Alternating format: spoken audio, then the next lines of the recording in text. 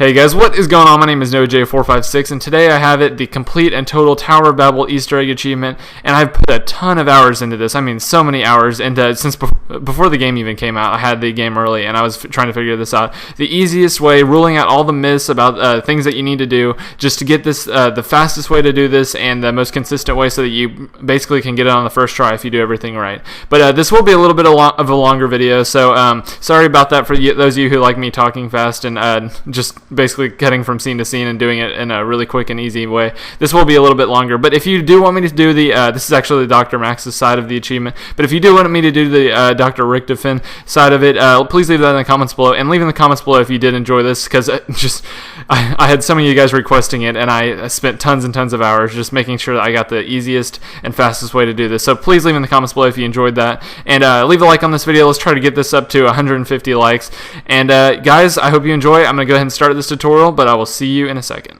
Alright guys, starting this off here, the very first step to this achievement is making sure that each player in your party, this does require 4 people to do, but you need to make sure each player has between 5,000 and 10,000 points in the bank, because you will be relying on the random weapon box and you will be having to open some doors here. But once you make sure that each player has that between 5,000 and 10,000, you can go ahead and start up a round, and this is the first step to actually getting the achievement once you have points in the bank. Now the first thing you need to do, as you can see, I'm showing each and every step to building the turbine, just in case none of y'all know, but if you're having trouble building the turbine, then you might want to kind of get more familiar with zombies before you try to go for this achievement, because it is pretty difficult, but it's this is just the easiest way that I found after many hours of playing to get it. But once you complete the turbine, each player needs to grab one, and you will be keeping a turbine the entire time, and if a player loses a turbine, you will have to go all the way back around on the bus to the first bus stop and grab another turbine. Now the second step to doing this is going all the way to the 5th town and opening up the bank. If you don't know how to use the bank and store points in the bank, there will be a link in the top right hand corner to get you to a video showing you how to use the bank and everything. But what you need to do is get every player between 5,000 and 10,000 points. I would recommend withdrawing your max, just so you make sure you get it on that run and you don't waste any points. But anyway, after you do this, once again, hop on the bus. It's going to be a long bus ride. But what you need to do is go back to the second stop, and this is where the mystery box spawns by default. But once you get here, start hitting the box, and what you are looking for are EMP grenades. Now these do look like little stun grenades, but they are EMP grenades, and they are actually needed to complete this tutorial. And this is where I want to debunk some of the rumors. You are killing the electric zombie in this tutorial, and to get this achievement, and a lot of people are saying you can just galvanuckle him or knife him and he will eventually die. And while this is true, you do need EMP grenades to actually complete the achievement, because if you kill him in any other way, Dr. Maxis will not take that as acceptable to complete his part of the Easter egg. But once you get a bear, you just need to all hop back on the bus and head to the 3rd bus stop, which is actually the power station. Now once you get to the power station, what you need to do is make sure that you're not going to kill the zombie, because you're trying to stay on as low rounds as possible. You want to keep this as easy as possible for you. But what you want to do is go assemble the power switch and turn on the power. Now you do not need to leave right away. You have to watch this little electric zombie come out of the top here, and this is actually what you are killing later in the achievement. But once he pops out of here and the power is actually able to be turned off, obviously the box spawned in here, so we wanted to hit the box a couple of times. But once you are finished in this room, what you need to do is turn the power off. Now this is essential to completing this, and basically means you cannot have perks to do this, which is why it's essential to stay on as small rounds as possible, so because no one can get Juggernaut or anything, and if you get up to like round 15 without Juggernaut, you're basically toast. So this is why we complete this on, I think, round 6 on this go around, and it's actually the easiest way to do this. But once you turn the power on and off again, you do need to chase the box around the map. You can see where it is by the giant glowing beacon. But as you can see, we chased it back to the 2nd bus stop, and eventually we did get EMP grenades. Now I was pretty happy about this at the time.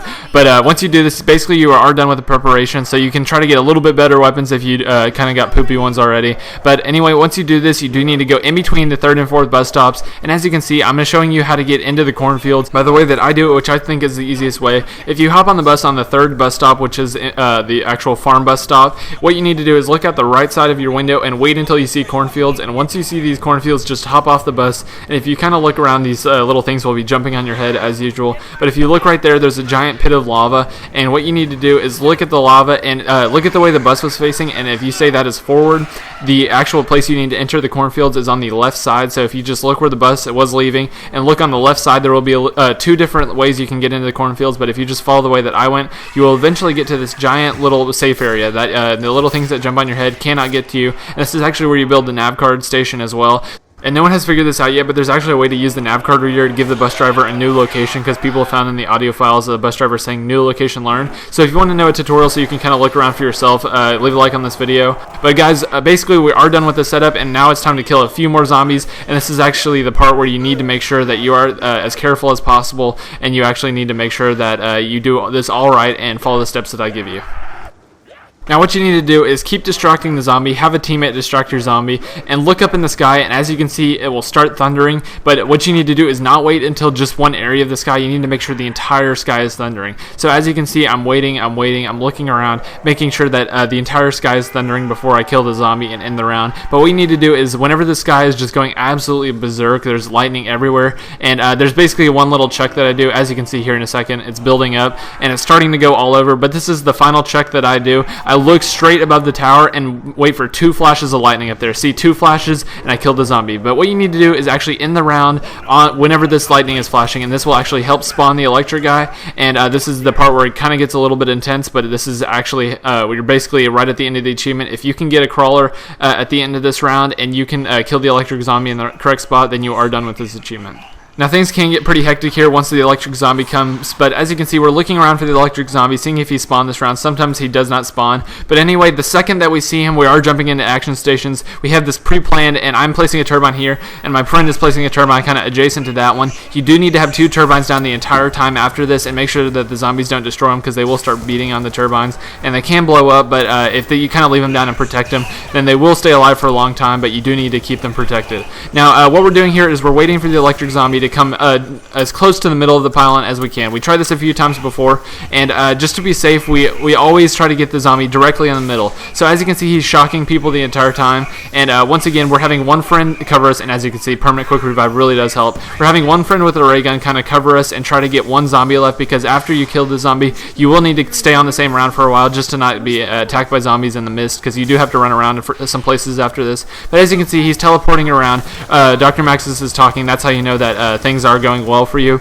And just make sure that the zombies don't sneak up behind you, because people have a tendency just to look at the electric zombie and get shocked by them and not really cover the zombies. As you can see, we almost got down there, and I'm running over here and reviving my friend again. And I'm just showing this entire process, even though it did take a while. But as you can see, he's pretty close to the middle. I'm throwing the EMP. As you can see, he'll go down like that, start spinning around, and then fly straight up into the sky. And as you can see, it kind of disabled my little generator here. But after you do that, you do need to keep one zombie left. As you can see, we're not making a crawler, because if you don't know already, crawlers can die in this game. They do just kind of fall over and die for no apparent reason. So we're kind of running around. We're keeping the zombie with us. And once you get down to the last zombie, you are basically done with this. You need to keep 2 people here with the 2 turbines, making sure that you keep the zombie with you and the zombie doesn't run off after your friends. But keeping 2 of you here, the other 2 are going to run and find 2 separate street lamps. They are usually green when the power is on, but when the power is not on, you can kind of tell them by when they're flickering a little bit, and looks like some sparks are coming down off of them. But they just need to go to 2 separate street lights. It does not matter which 2. That's another myth that I want to debunk. A